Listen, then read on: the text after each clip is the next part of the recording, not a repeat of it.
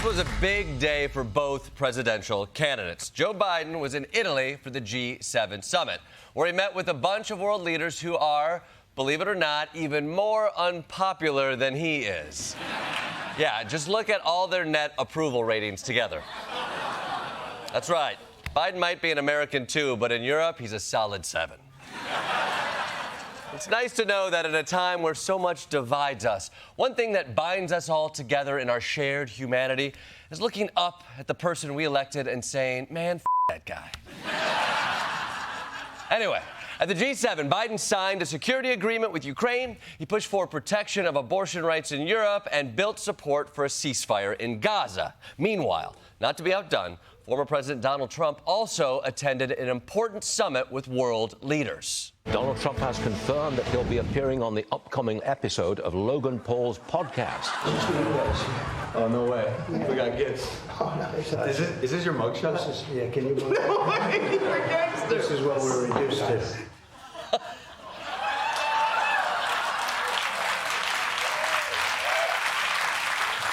I think we just found his campaign motto, Trump 2024. This is what we're reduced to.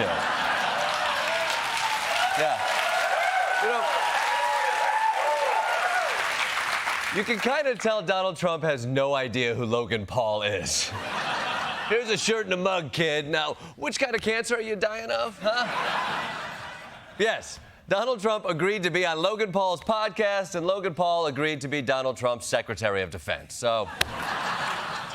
Then, after hanging out with influencers yesterday, today, Trump met with some people who contribute even less to society, congressional Republicans. There's more breaking news we're following. Only moments ago, former President Donald Trump wrapped up his meeting with congressional Republicans up on Capitol Hill. It marked his first visit since telling his supporters to, quote, fight like hell just ahead of the deadly January 6th riot. Yeah, Trump was back on Capitol Hill for the first time since January 6th. And it must have felt like visiting your old high school, you know?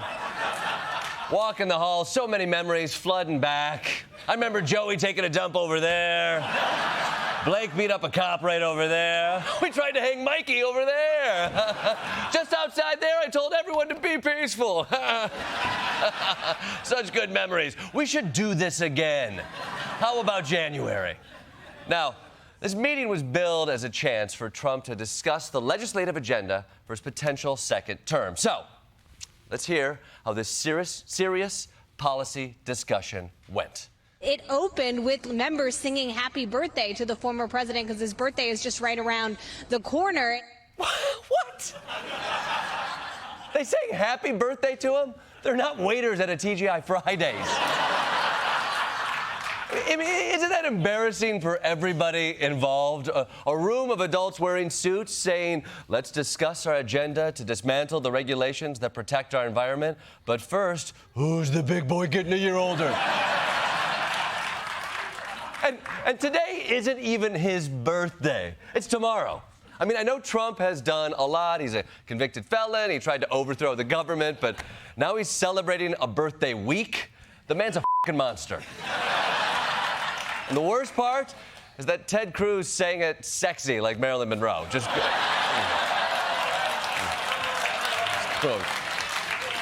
Bro. You can't unsee that, everybody. Okay, now that Trump has blown out his candles and made a wish, I assume to meet that three-boobed lady from Total Recall, let's get to that policy. Sources inside the room tell us it was a typical Trump performance. Bragging about his polls, attacking Republicans who have opposed him, questioning why Taylor Swift would support a Democrat. Apparently, the former president made reference to Hannibal Lecter and said, nice guy, quote, he even had a friend over for dinner. At one point, he even talked about Nancy Pelosi's daughter, saying that her daughter had told him in a different lifetime she, Nancy Pelosi, and Donald Trump would have had a great romance. Come on! Does Donald Trump have nothing better to do at Capitol Hill than quote Jodie Foster movies and act out Nancy Pelosi fanfic? I mean, imagine if you were a serious Republican congressman in that room who came to work that day to get things done and make life better for your constituents. That person does not exist, but imagine how annoyed they would be. Now, To be fair, Trump did discuss some actual politics. As you know, the Republican National Convention is in Milwaukee this summer, and apparently he just can't wait to fly in.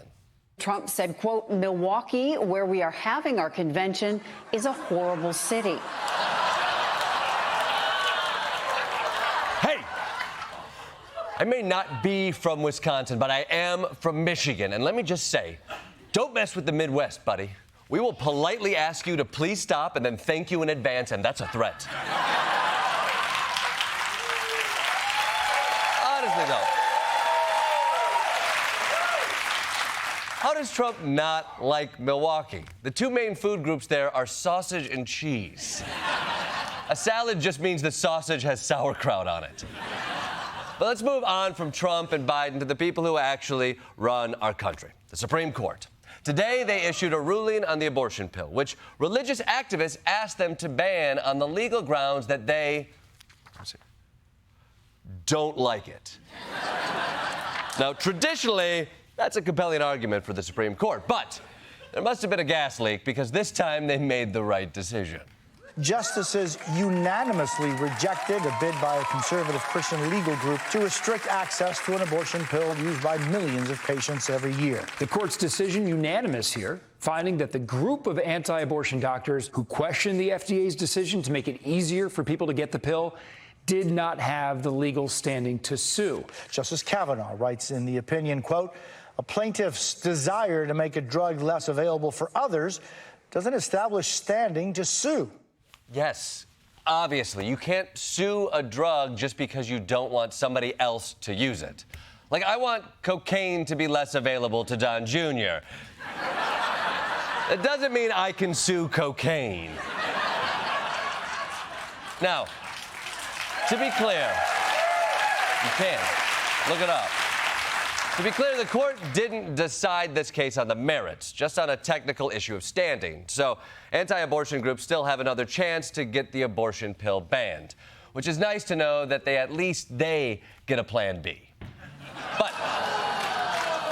But because it's 2024, we can't celebrate even a small win for reproductive rights without hearing about another step backwards. Senate Republicans blocked a Democratic bill that would have established protections for in vitro fertilization nationwide. This all comes as the nation's largest Protestant denomination, the Southern Baptist Convention, voted to condemn the use of IVF at its annual meeting just yesterday. The resolution, which received about 60% of the delegate votes, supporting a decision in February by Alabama's Supreme Court, which ruled embryos are considered children.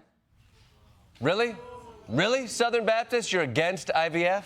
Don't you remember how Jesus was born? That's basically the Bible version of IVF. It's wild that they were inspired to do this because of the Alabama Supreme Court ruling that everyone hated. That's like if you asked a comedian why they got into stand-up, and they said, I loved Kramer's set at the Laugh Factory. For more on these recent decisions on reproductive rights, we go live to the Supreme Court with Grace Kuhlenschmidt. Grace.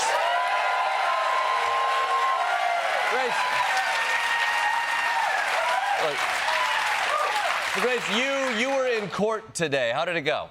Well, the judge let me off with a warning, and they're taking my anklet off next week. No, I'm talking about the Supreme Court. Right. Okay. Whoa. So the new update on reproductive rights is as follows. Women can get an abortion if they're using mifepristone, and their state allows it, or allows it to be sent to them from out of state. But the abortion cannot be carried out if the embryo was conceived through IVF and the woman was a member of the Southern Baptist Church, because in that case, the fertilization should not take place to begin with. And that's the latest on what women can do with their bodies. Back to you, Jordan. Okay.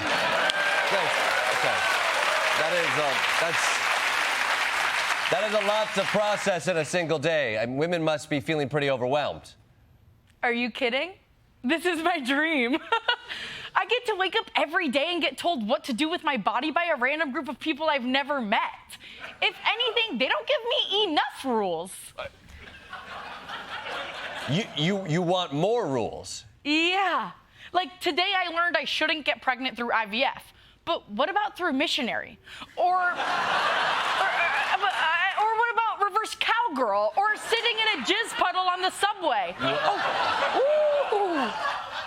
Okay, just got an update from the Delaware Jehovah's Witnesses. They say that making a baby through missionary is cool if you're dating, but subway jizz puddles are not unless I'm fully married to the jizz puddle. Awesome! Thank you, Delaware Jehovah's Witnesses! Okay. You want that to be dictated to you by the courts and religious groups? Well, it could be any random group, a local school board, a book club, the NBA. I don't think the NBA should weigh in on your reproductive rights, Grace. You're right. They're busy with the finals. But there is so much more about my life I need decided for me. I mean, I'm getting a bikini wax this weekend, and I know they're gonna ask, landing strip, triangle, or Sahara Desert? Oh, hold on. Yep, okay. There's a bowling league in Phoenix that just weighed in. Landing strip if I'm going to a party, triangle if I'm going to a funeral. I was excited about the landing strip, but my grandma is dead. Okay, Grace, do women really need to be micromanaged this much by random organizations? Jordan, I can't even focus on what you're saying right now. I have not pooped in 3 days. I emailed NASA to ask if I could, but they haven't written me back. What? Grace, if you need to poop, just go poop. How? Walk over to the bathroom. With what? With your legs, Grace. But which legs first? I'm freaking out, Jordan. I need you or a group of astronauts to tell me what to do with my body. Okay, left, right, left, right. Right. Yes, left, right. Thank you, yes, Jordan. yes. I love this country. Left, right. Grace Kuhlenschmidt, everybody.